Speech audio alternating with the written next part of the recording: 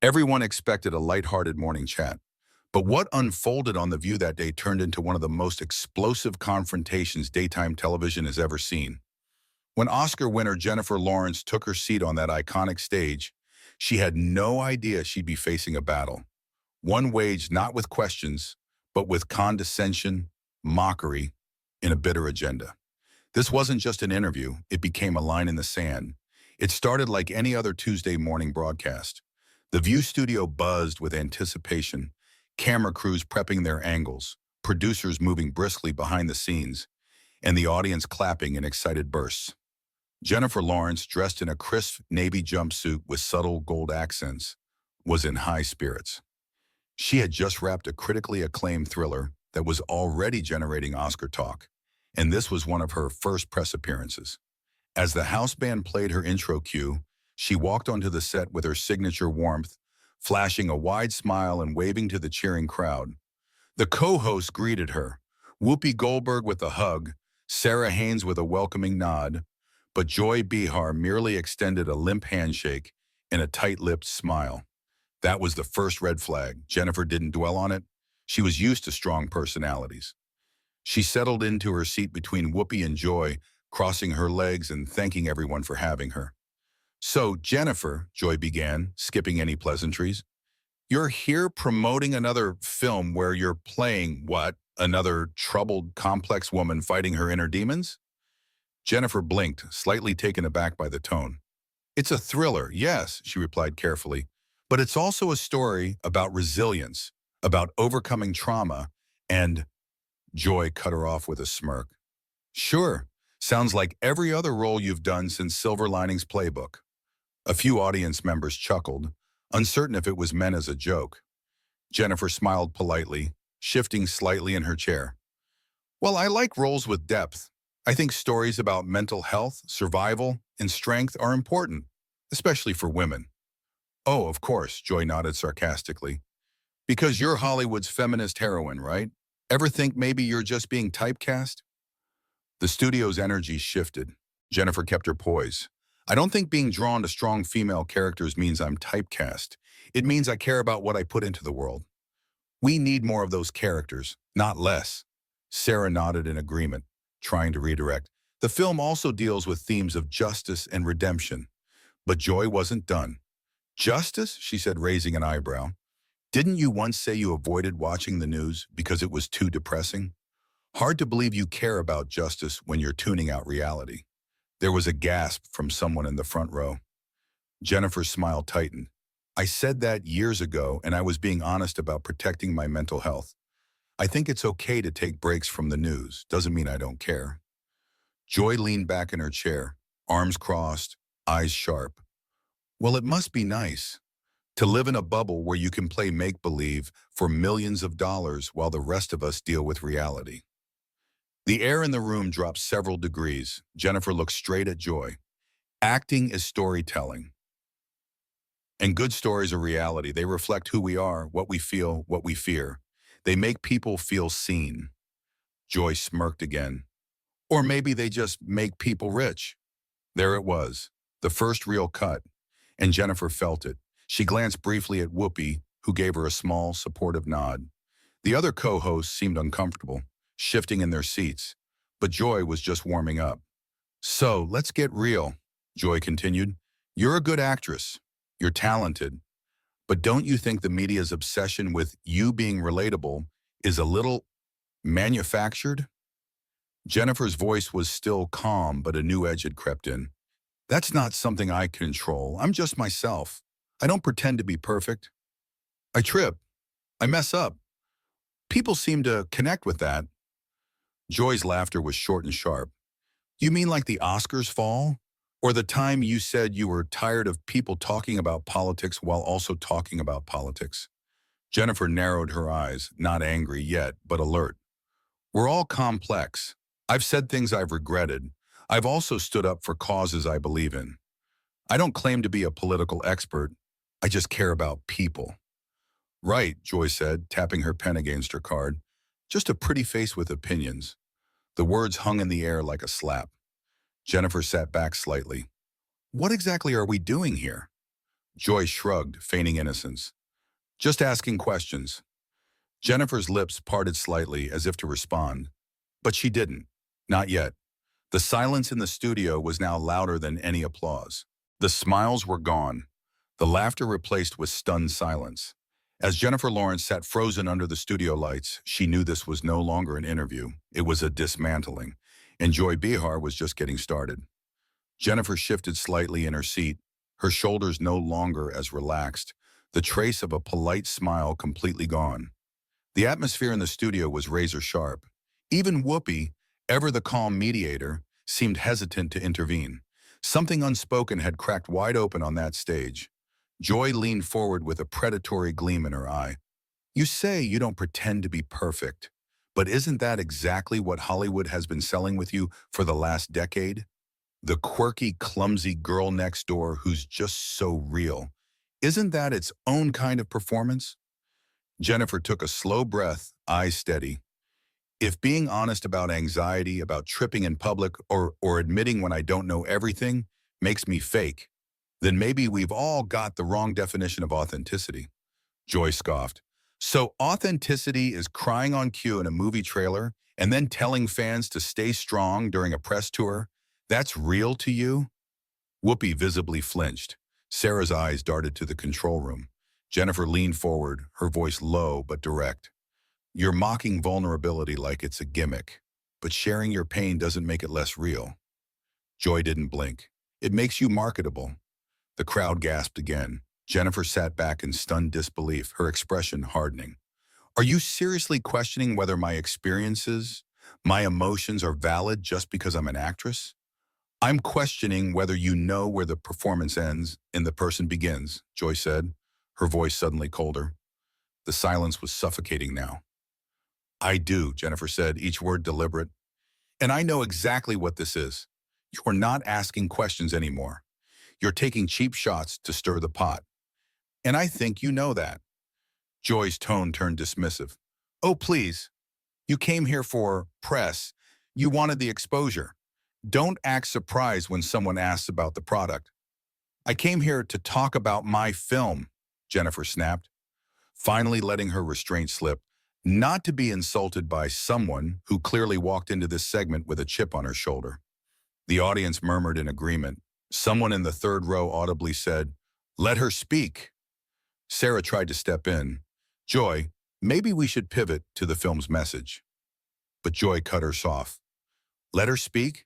She's been speaking for a decade. All I'm doing is asking what happens when the America's Sweetheart act starts to fade." Jennifer stood her ground. It's not an act, and if it were, at least I'd be acting with empathy, not cruelty. Joy grinned, almost satisfied. There it is. That fire, that's the Jennifer people don't see. Jennifer's gaze locked on her. Maybe because they're not trying to provoke it.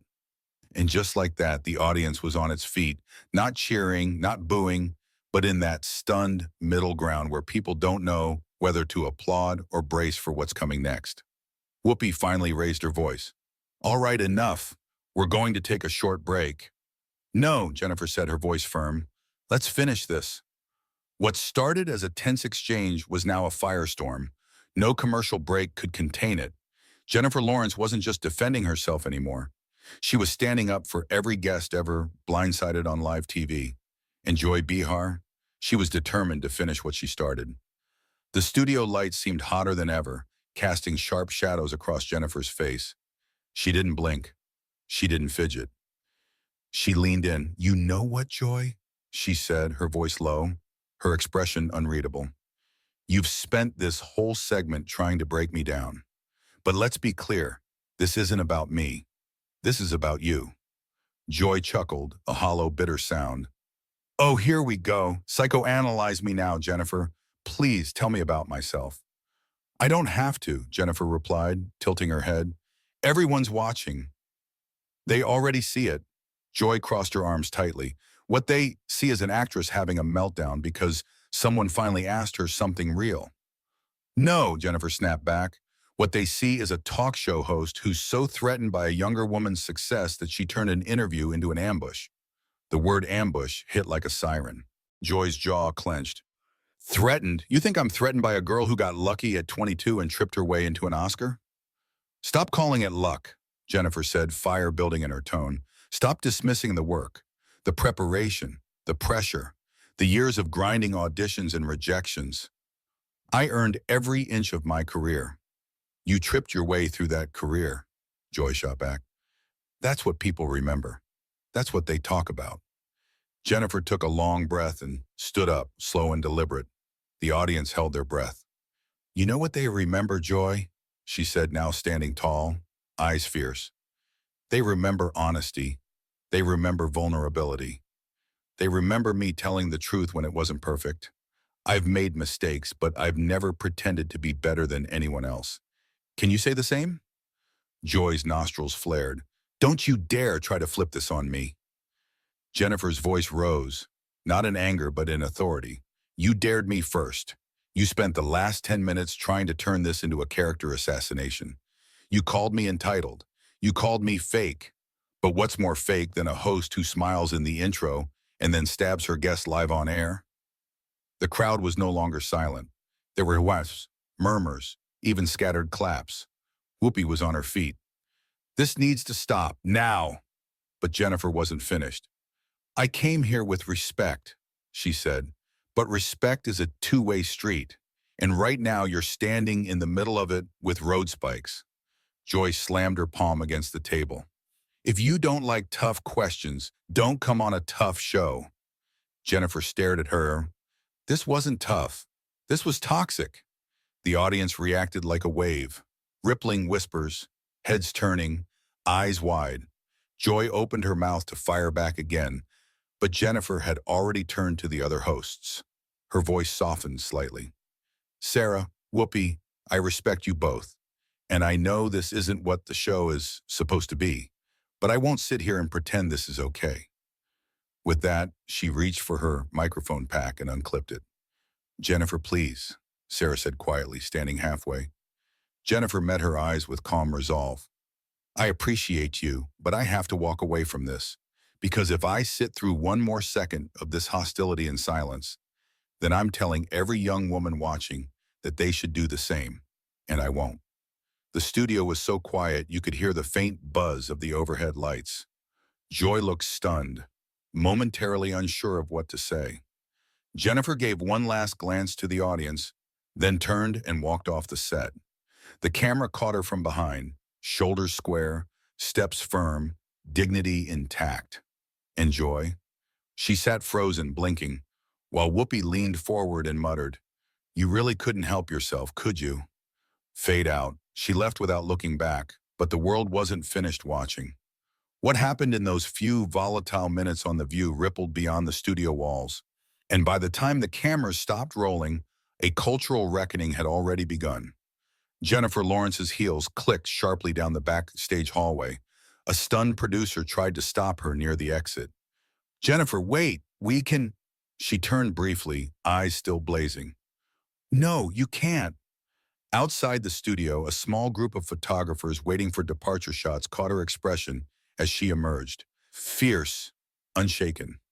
The flashes lit up her face, but for once, Jennifer didn't smile. She walked directly to the black SUV waiting at the curb, got in, and was gone. But the silence she left behind didn't last long. Inside The View, producers cut to an abrupt commercial break. Joy Behar sat rigid in her chair, clutching her note cards like a lifeline. Whoopi Goldberg leaned over, whispering sharply, You need to fix this. Now. The segment resumed with a forced smile and vague apology from the panel. Joy said Jennifer had chosen to leave early, citing miscommunication and scheduling issues. But no one bought it. Within minutes, the internet exploded. Clips from the confrontation went viral almost instantly. Twitter, TikTok, and Instagram flooded with hashtags. #Justice for Jennifer and #boycott The View, Team Lawrence. The full video segment hit YouTube an hour later and had over 8 million views by evening. People weren't just shocked by the hostility. They were outraged. News anchors, celebrity bloggers, even fellow actors weighed in. Actress Emma Stone tweeted, Jennifer handled that with grace and strength. Shameful behavior from a veteran host. Viola Davis reposted the clip, writing, When women attack other women for success, we all lose. Respect to Jennifer for walking away. A clip of Jennifer's final words. If I sit through one more second of this hostility and silence, then I'm telling every young woman watching that they should do the same. And I won't. Was played on every major talk show that night. CNN ran a full segment called The View or the Attack, while Entertainment Tonight labeled it the most controversial interview of the decade. The following morning, Jennifer released a short statement on her Instagram story. I went on The View to speak about my work, not to be humiliated. I stand by my decision to leave. We should all draw the line somewhere. Mine was today. She didn't tag anyone. She didn't add emojis. Just that. Her fan base surged. Interviews from years ago were resurfaced.